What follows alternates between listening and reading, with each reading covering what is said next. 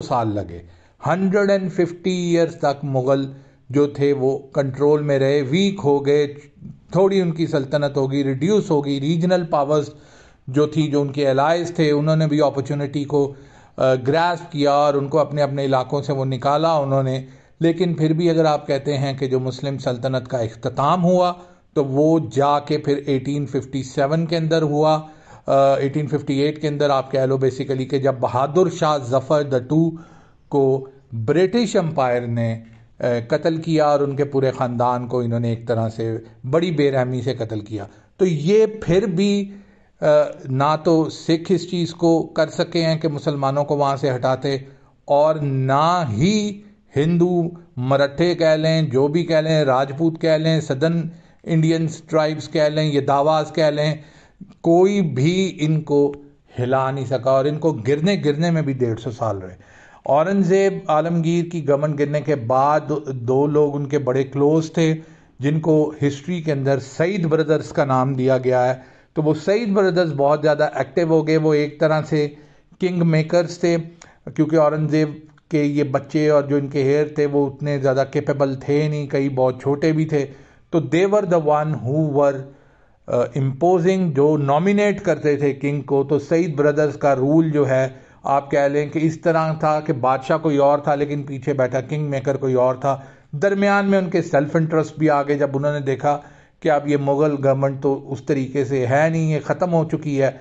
तो वो एक तरह से आप कह लें कि डिवाइडेड सेल्फ इंटरेस्ट के अंदर वो चीज़ें चलती रहीं। और ये हमेशा से होता है कि जब आपका किंग कैपेबल ना हो तो फिर साफ ज़ाहिर है उसकी पीछे जो फोर्स है वो फिर आगे आती है और वो फिर उसको रूल को इस्टेब्लिश करने की कोशिश करती है। तो मैं तो मेरे नज़दीक तो सईद ब्रदर्स का जो रूल था वो अच्छा नहीं था। इन्होंने मज़ीद एक तरह से मे भी उनकी नीयत साफ थी, वो उसको संभालना चाहते थे, लेकिन मज़ीद मुग़ल गवर्नमेंट को इन्होंने डिक्लाइन की तरफ पुश किया। और वो डिक्लाइन ऐसा हुआ कि पंजाब में फिर रंजीत सिंह और फिर मरहट्टों ने इनको चारों तरफ से घेर लिया। औध सल्तनत, बंगाल वाला चैप्टर इनके एलाइज रहे, लेकिन वहाँ भी जो प्लेसी के अंदर जब ईस्ट इंडिया कंपनी ने एंड 1700 के अंदर वहाँ सिराजुद्दीन दौला और इन सारों को हराया, तो वहाँ फिर ईस्ट इंडिया कंपनी जो है वो उसी की गवर्नमेंट थी। और ज़्यादातर जो इनके एसेट थे, इनकी माइंस झारखंड और उड़ीसा और ये सारी वाले जो इनके माइनिंग एरियाज़ हैं आप कह लो ईस्टर्न इंडिया के अंदर, वहाँ ईस्ट इंडिया कंपनी का बहुत ज़्यादा कंट्रोल हो गया। और ईस्ट इंडिया कंपनी ही वहाँ आप कह लें एक तरह से 1800 सेंचुरी के बाद वही डिफेक्टो रूलर थे। यहाँ दिल्ली सल्तनत के बचाव के लिए अहमद शाह अब्दाली, दुरानी सल्तनत जो थी अफ़गानिस्तान से, मुग़ल उनको लेटर लिखते थे, वो वहाँ से आते थे, मरहट्टों को मारते थे। पानीपत के अंदर अहमद शाह अब्दाली ने बार बार मरहट्टे जो उस वक़्त अपने आप को बहुत बड़ा फोर्स समझना शुरू हो गए थे, और आप कह लें स्कैवेजेस जिस तरह होते हैं, जैसे हाइना होता है, जब लायन बूढ़ा हो जाए और वो गिरना शुरू हो जाए तो फिर वो हाइनाज उस पर अटैक करते हैं, इसी तरह से मरहट्टों ने यहाँ उनके ऊपर हमले करना शुरू कर दिए। लेकिन फिर भी अहमद शाह अब्दाली यहाँ आते थे, मुग़लों की इनविटेशन पे आते थे, इनको दबा के मारते थे, फेंटा लगाते थे और फिर वो वापस जाते थे। और अहमद शाह अब्दाली जो थे कॉन्टीन्यूसली सिख जो सल्तनत थी रंजीत सिंह की, इनके साथ भी लड़ रहे थे कश्मीर वाली साइड पे, और अहमद शाह अब्दाली जो थे वो ईस्ट इंडिया कंपनी के अगेंस्ट भी मुग़लों को सपोर्ट कर रहे थे। लेकिन वही बात है, 40-50 साल बहुत बड़ा टाइम होता है। कि इंसान की उम्र 40 साल की हो तो उसके पीछे अगर वो अकेला इंडिविजुअली अपनी हिस्ट्री लिखने को आए तो वो पूरे इवेंट्स को कवर नहीं कर सकता। तो इसी तरह दुरानी सल्तनत रही, बहुत ज़्यादा एक्सपैंड भी कर गई, इनके मुकाबले में इनको उस तरीके से कोई चैलेंज नहीं कर पा रहा था। लेकिन जब अहमद शाह अब्दाली वफात पाए तो उसके बाद फिर उनका भी जो एक नेचुरल डिक्लाइन प्रोसेस है वो शुरू हो गया दुरानी सल्तनत का भी। तो इस तरीके से ईस्ट इंडिया कंपनी फाइनली आप कह लो कि 1857 के अंदर, 56-57 के अंदर ईस्ट इंडिया कंपनी ये 2-3 साल इन्होंने लगाए, और बहादुर शाह जफ़र को मारने के बाद इन्होंने म्यूटनी वॉर जो एक छोटी सी हुई थी उसके बाद इन्होंने ईस्ट इंडिया कंपनी को जो है वो एक तरह से रूल जो है सब कॉन्टिनेंट के अंदर इस्टेब्लिश कर दिया। और सारे लोग जिनके अंदर मुसलमान मेजर थे जो वहाँ के करंट और 1000 साल से जो रूल कर रहे थे, प्लस मरहट्टे सिख सबको इन्होंने फिर अपने रूल के नीचे ले आए। इसके अंदर एक चीज़ आपको मैं बता दूं कि ये बना कैसे, ईस्ट इंडिया कंपनी की 2.5 लाख की फौज किस तरीके से एक्यूमुलेट हुई। तो वो इसी तरीके से एक्यूमुलेट हुई जिस तरह आप आजकल देखते हैं पाकिस्तान के अंदर IMF और डिफरेंट डिफरेंट फंडिंग्स के ये प्रोसेसेस हैं जिनमें US एड है और भी काफ़ी ज़्यादा एड है। मुझे याद है थोड़े दिन पहले मैं हमने एक कज़न से मिल रहा था एंड शी वर्क्स इन किसी इस तरह की कोई NGOs या कोई सर्वे टाइप कंपनी के अंदर काम करती है, being funded by US aid. तो वो एक कंपनी को फंड कर रहे हैं, उन्होंने कोई सर्वे करने होते हैं कि जी इस तरीके से ये किस तरह से होता है पॉपुलेशन और इस तरह। मैं उससे बात हो रही थी तो मुझे कहती है कि जी देखें नवीद भाई, अभी तो कोई फंडिंग आ नहीं रही, सारी फंडिंग इंडिया जा रही है, हमारे पास कोई प्रोजेक्ट्स नहीं है, ये नहीं है। तो हमारी जो जो जो कंपनी है एक तरह से उन्होंने डाउन साइज किया है, 20 बंदों के बजाय 10 रह गए हैं। अब अगर फंडिंग नहीं आएगी तो हम 10 भी जाएंगे। तो मैं दिल में मैंने उसको बोला कि देखो यार, ये बिल्कुल उसी तरीके से है जैसे ईस्ट इंडिया कंपनी ने किया। उन्होंने लोगों को एम्प्लॉय किया, उनको मेडिकल कवर दिए, उनको अच्छा फ्यूचर दिया। वो लोग गरीब से गरीब तर वाले लोग थे, मजदूर लोग थे, जिनको मुग़ल सल्तनत के अंदर साफ ज़ाहिर है अनाज ही मिलता था, इससे अलावा उनको कुछ मिलता नहीं था। जब मुग़लों का डिक्लाइन आया तो वो अनाज भी थ्रेटेंड हुआ।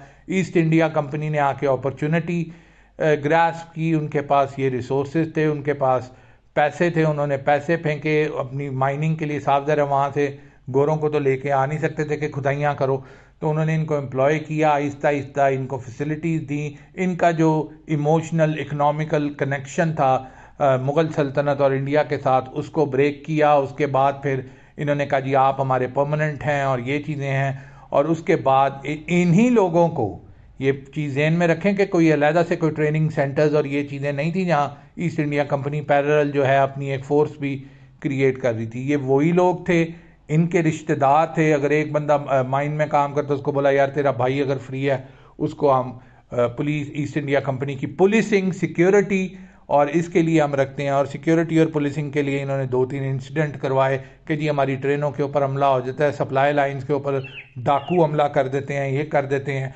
टोटली रबिश, इस तरह की कोई चीज़ नहीं होती थी। लेकिन वही चीज़ है कि सीन क्रिएट करने के लिए इन्होंने कहा कि जी इस वजह से, ताकि ये अननोटिस्ड जाएं, इन्होंने कहा जी इस वजह से हमें सिक्योरिटी अपनी जो है वो करनी पड़ेगी। और हम लोगों ने ये सिक्योरिटी गार्ड्स एक तरह से आप कह लो के रखे हैं कि ऐसे ही है जैसे बैंक ने गार्ड रख ली हैं। बैंक साफ ज़ाहिर है बैंक के पास तो एक लेजिटिमेट रीज़न है कि जी हम उसमें डील करते हैं, हमने गार्ड रखे हैं। इन्होंने उसी तरीके से लेजिटमाइज करके मुग़लों को और बाकी रीजनल जो राजा थे कि जी हमें तो ये चीज़ करनी पड़ती है, डाकू लूट लेते हैं। आप सोचिए उसी गार्ड्स को इकट्ठा करके इन्होंने 2.5 लाख की आर्मी क्रिएट कर ली। और उस 2.5 लाख की आर्मी जिनके अंदर सिर्फ 3 से 4 हज़ार गोरे थे, बाकी सारे के सारे जो थे वो लोकल से। इनको इन्होंने सिराजुद्दीन दौला, शाइस्ता खान, उसके बाद मुग़लों के ख़िलाफ़ इन्होंने पिच किया। और उसी गार्ड्स की, सिक्योरिटी गार्ड्स की आर्मी से इन्होंने उस दौर की सबसे बड़ी आर्मी क्रिएट कर ली। यानी ये उस दौर की आप कह लो 1700-1800 की सबसे बड़ी, 17 और 1800 यस के अंदर सबसे बड़ी आर्मी थी 2.5 लाख की फोर्स। और ये 2.5 लाख की जो फोर्स थी, ये सारे के सारे मैंने जैसे आपको बोला 99% ये लोग लोकल से, जो इनकी ईस्ट इंडिया कंपनी के एम्प्लॉयज़ थे, उनके रिश्तेदार थे। लॉयल्टीज चेंज करवा दी, उनकी लॉयल्टी सिर्फ ईस्ट इंडिया कंपनी, ब्रिटिश सरकार बाद में ये कन्वर्ट हुई तो उनकी सारी की सारी लॉयल्टी उन्हीं के साथ थी। जैसे मैंने आपको मिसाल दी है कि जैसे आज होता है, आप अफगानिस्तान की देख लें मिसाल के किस तरीके से ट्रांसलेटर्स और इन सारे लोगों को जो लोकल स्पाइज हैं अमेरिकन ने और नेटो ने इस तरह इस्तेमाल किया कि इनको जी वहाँ की इमिग्रेशन ली। मैं एक दफ़ा वाशिंगटन में जा रहा था, टैक्सी ड्राइवर, आप उन दिनों में पाकिस्तान और ये अशरफ गनी की गवर्नमेंट थी और ये बहुत ही एंटी इन्होंने नैरेटिव चलाया हुआ था अफ़गानियों का पाकिस्तानियों के ख़िलाफ़ और ये चीज़ें।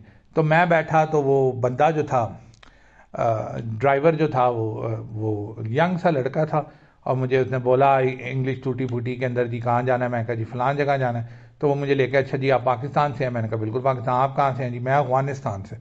तो अफगानिस्तान के अंदर मैं कहा तू इधर क्या कर रहा है भाई, मैं तो आपको पता है कि मेरा तो डिफरेंट तरीका है बात करने का। तो वो मुझे आगे से कहता है कि जी मैं ट्रांसलेटर था और मैं इधर, इन्होंने मेरी फैमिली को इधर सेटल कर दिया है। इस तरह मैं कई इराकियों से मिला, कई जहाँ जहाँ अमेरिकन ने जंगें की, तो फिर ये जो लोग इनके स्पाइज होते हैं, अपनी ही कौम, अपने ही रिलीजन, अपनी ही चीज़ों को बिट्रे करते हैं, फिर ये उनको इस तरीके से नवाजते हैं कि ताकि जो दूसरे लोग इनको देखें तो वो मोटिवेट हो कि for a better future, for a better economic reason आपको इन सारी चीज़ों को बिट्रे करना है। ये पुराना तरीका है।